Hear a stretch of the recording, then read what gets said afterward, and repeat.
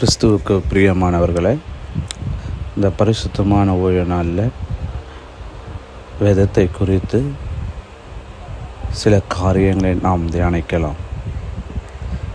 கன்னிகளினாலே அறிவீர்கள் என்று தலைப்பை கொண்டு மத்தேயு சுவிசேஷத்தில் 7ஆம் அதிகாரம் 17-19 வசனங்கள். மத்தேயு 7ஆம் அதிகாரம் வசனம் 15 முதல் 19 வரை. கள்ள தீர்க்கதரிசிகளுக்கு எச்சரிக்கையாக இருங்கள். அவர்கள் ஆட்டுத்தோலை போர்த்து கொண்டு உங்களிடத்தில் வருவார்கள். உள்ளத்திலோ அவர்கள் பட்சிக்கிற ஓநாய்கள். அவருடைய கனிகளினாலே அவர்களை அறிவீர்கள். முச்செடிகளில் திராட்சை பழங்களையும் முட்டுப்புண்டுகளின் அத்திப்பழங்களும் பறிக்கிறீர்களா? அப்படியே நல்ல மரம் எல்லாம் நல்ல கனி கொடுக்கும், கெட்ட மரமோ கெட்ட கனிகளை கொடுக்கும். நல்ல மரம் கெட்ட கனிகளை கொடுக்க மாட்டாது, கெட்ட மரம் நல்ல கனிகளை கொடுக்க மாட்டாது. நல்ல கனியை கூடாத மரமெல்லாம் வெட்டுண்டு அக்கினியில் போடப்படும். கிறிஸ்துவுக்கு பிரியமானவர்களே, கனிகளினாலே அவர்களை அறிவீர்கள். நம்ம நேசிக்கிற அருமை ஆண்டவரான இயேசு கிறிஸ்து அன்போடு ஒரு ஆலோசனையும் எச்சரிப்பையும் கலந்து கொடுக்கிறார். தீர்க்கதரிசிகள் என்று வருகிற எல்லோரையும் நம்பாதீர்கள். அவர்கள் ஆட்டுத்தோலை போர்த்து கொண்டு உங்களிடத்தில் வருவார்கள். உள்ளத்திலோ அவர்கள் பட்சிக்கிற ஓநாய்கள். பரலோக பாதையில் செல்லுகிற இளம் விசுவாசிகளை வழிவிலக்க போக பண்ணும் அநேக கள்ள தீர்க்கதரிசிகள் எழும்பியிருக்கிறார்கள். தாறுமாறான உபதேசத்தை கொண்டு வருகிறார்கள். அவர்கள் தோன்றியும் இருக்கிறார்கள். சாத்தானும் ஒளியின் தூதனுடைய வேஷத்தை தரித்து கொண்டு ஜனங்களை வஞ்சித்து கொண்டிருக்கிறான். பொய்யான அற்புதங்களையும் அடையாளங்களையும் நிகழ்த்து தெரிந்து கொள்ளப்பட்டவர்களையும் கூட பாதை விலகி பண்ண போகிறார்.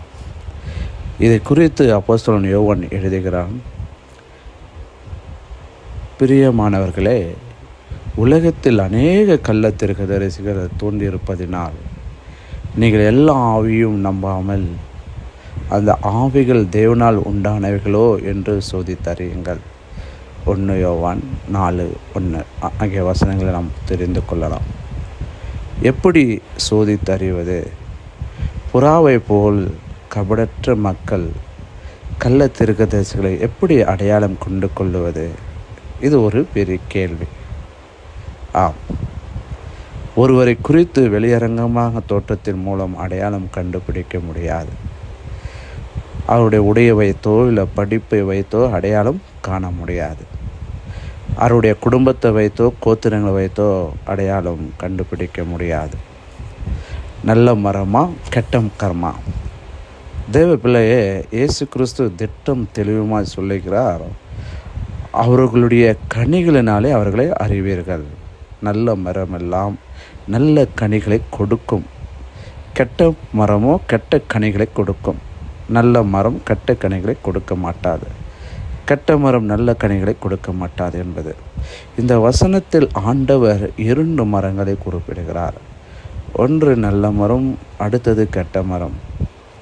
ஏதேன் தோட்டத்தில் நம் அருமை ஆண்டவர் 2 மரங்களை வைத்திருந்தார். ஒன்று நல்ல மரம், அதற்கு ஜீவ விருட்சம் என்று பெயருண்டு. இன்னொரு மரம் கெட்ட மரம், இது நன்மை தீமை அறியத்தக்க விருட்சம் என்று அழைக்கப்படுகிறது. நம் ஆண்டவர் இந்த உலகத்தில் 2 வல்லமைகளை வைத்திருக்கிறார். ஒன்று நல்ல வல்லமை, அது தேவனுடைய வல்லமை. அடுத்து கெட்ட வல்லமை, அது சாத்தானுடைய வல்லமை. ஒரு பக்கத்தில் கர்த்தர் நல்ல தீர்க்கதரிசிகளை ஏற்படுத்தியிருக்கிறார், அடுத்த பக்கம் சாத்தான் கள்ள தீர்க்கதரிசிகளை ஏற்படுத்தியிருக்கிறான். ஒரு பக்கத்தில் ஆண்டவர் ஆடுகளை வைத்திருக்கிறார், அடுத்த பக்கம் சாத்தான் ஓநாய்களை ஏவி எழுப்பி கொண்டிருக்கிறான். ஒரு பக்கத்தில் கனித்தரும் செடிகள் இருக்கின்றன, மறுபக்கத்தில் முட்செடிகள் இருக்கின்றன. கர்த்தர் நமக்கு எச்சரித்து சொல்லுகிறது இதுதான், எல்லா கனிகளையும் நம்பி விடாதீங்க. தேவ பிள்ளைய, சில பழங்கள் விஷத்தன்மை உள்ளவைகளாய் இருக்கும். சில பழங்கள் உடலுக்கு கெடுதை கொண்டு வரும். சில பழங்கள் அளவுக்கு மீறி குளிர்ச்சியை ஏற்படுத்தி சரீரத்தில் வியாதி கொண்டு வந்துவிடும். 2 வகை பழங்களும் வெளித்தோற்றத்தில் ஒன்று போல இருந்தாலும் அதிலே நல்ல கனி எது கெட்ட கனி எது என்பதை நீங்கள் அறிந்து கொள்ள வேண்டும். ஜீவ விருட்சமா நன்மை தீமை அறிய விருட்சமா? ஏதேன் தோட்டத்தில் கர்த்தர் ஜீவ விருட்சத்தை கனியை வைத்திருந்தார். ஆதாமும் ஏவாளும் அந்த விருட்சத்தின் கனியை புசித்து ஜீவனிலே வளர்ந்து பரிபூரணப்பட வேண்டும் என்பது அவருடைய நோக்கமாக இருந்தது. அதே நேரம் நன்மை தீமை அறியத்தக்க விருட்சத்தின் கனியை குறித்து கர்த்தர் எச்சரித்திருந்தார். அதில் உள்ள சாறு சரீரத்துக்கு சென்று விஷமாய் மாறும், பாவமாய் மாறும், பாவத்தின் சம்பளம் மரணம் என்பது. சிலர் பக்தி வேஷம் போட்டுக்கொண்டு உங்களை குழப்பும்படி வரலாம். இயேசு மனிதன் தான், கடவுள் அல்ல, அவர் ஒரு தீர்க்கதரிசி அவ்வளோதான் என்று சொல்லி தேவகுமாரனுடைய தெய்வீகத்தை மறுதளிக்க கூடும். தவறான நோக்கங்களோடும் தவறான உபதேசங்களோடும் வருகிறவர்களை குறித்து நீங்கள் எச்சரிக்கையாக இருக்க வேண்டும். ஆட்டை தோலை பொறுத்து கொண்டு வருவார்கள், ஆனால் அவர்கள் ஓநாய்கள் என்று இயேசு எச்சரித்திருக்கிறார். எங்கே நல்ல நோட்டு இருக்கிறதோ அங்கே நல்ல கள்ள நோட்டுகளை உலாவும். அரசாங்கம் நல்ல நோட்டுகளை அடித்தால் சில கொள்ளைக்காரர் கள்ள நோட்டுகளை அடிக்கிறார்கள். நல்ல நோட்டுக்கும் கள்ள நோட்டுக்கும் உள்ள வித்தியாசத்தை நீங்கள் அறிந்து கொள்ள வேண்டும். நான் கிறிஸ்துவுக்கு பிரியமானவர்களே, ஆவிகளை பகுத்தறியுங்கள். ஆட்டுத்தோல் வெளியே, ஓநாய் உள்ளே. இங்கே சாத்தானின் குரலும் கேட்கப்படும், அதுக்கு எல்லைக்கோடும் உண்டு. சில கனிகளை பற்றி எச்சரிக்கையாக இருங்கள் என்று ஓசேயா 10:13 சொல்லப்பட்டிருக்கிறது. நீங்கள் கனிகளால் அறியப்பட வேண்டும் என்றால் ஆவியினாலே வெளிப்படுத்துவார். கர்த்தர் மனிதரை பற்றி, சூழ்நிலை பற்றி, பிரச்சனைகளை பற்றி உங்களுக்கு நிச்சயமாகவே வெளிப்படுத்தி தருவார். 1 கொரிந்தியர் 2:12 அப்போஸ்தலன் பவுல் எழுதுகிறார், நாங்களோ உலகத்தின் ஆவியை பெறாமல் தேவனால் எங்களுக்கு அருளப்பட்டவைகளை அறியும்படிக்கு தேவனிடத்திலிருந்து புறப்படுகிற ஆவியே பெற்றோம். 1 கொரிந்தியர் 2:10 அப்போஸ்தலன் பவுல் எழுதுகிறார், நமக்கோ தேவன் அவைகளை தமது ஆவினாலே வெளிப்படுத்தினார். எது ஜீவ விருட்சம், எது நன்மை தீமை அறியத்தக்க விருட்சம், எந்த குரல் ஆவியானவரின் குரல், எந்த குரல் சாத்தானுடைய வஞ்சகமான குரல் என்பதை எல்லாம் கர்த்தர் தம்முடைய ஆவினாலே நமக்கு வெளிப்படுத்துகிறார். நாம் செய்ய வேண்டியது 2 கடமைகள் உண்டு தெய்வ பிள்ளைய. முதலாவது, நாம் கர்த்தருக்கென்று கனி கொடுக்க வேண்டும். அடுத்தது, கனிகளால் ஜனங்களை அறிந்து கொள்ள வேண்டும்.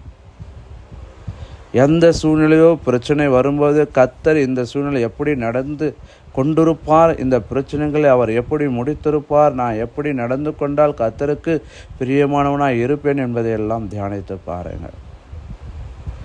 நாம் கனி கொடுக்கிற ஜனங்களாய், கனி கொடுத்து ஜனங்களை அறிந்து கொள்ள வேண்டும்.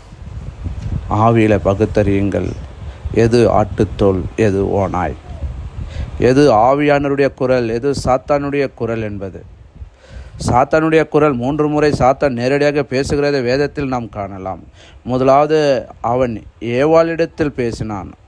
2வது யோபை பற்றி தேவனிடத்தில் பேசினான். 3வது கர்த்தராகிய இயேசுவை சோதிக்கும்படி அவர் உபவாசம் இருந்து முடித்த போது பேசினான். தேவ பிள்ளையே, சாத்தான் பொய்யனும் பொய்யுக்கு பிதாவுமாய் இருக்கிறான். அவனுடைய தந்திரங்கள் நமக்கு தெரியாதவைகள் அல்லவே. ஒரு ஊழியக்காரன் குரல் கூட பிசாசின் குரலாய் மாறி விடக்கூடும். ஆகவே தேவ ஜனங்கள் எச்சரிக்கையாக இருந்து அவருடைய கனிகளை கவனித்து பார்க்க வேண்டும்.